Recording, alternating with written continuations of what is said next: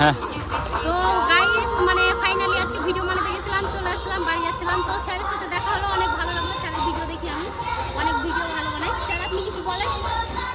আমি কি বলবো, এ আমি তো চিনি না, এরা তো আমাকে অনেকেই চিনে। এর পেজের নাম হলো পরিবারের নিজ মেয়ে। সবাই সবাইকে ই করবে, লাইক শেয়ার কমেন্ট করবে, এই বোনটাকেও একটু ই করবে, হ্যাঁ ফলো করে রাখবে। হ্যাঁ এটাই বলার আছে।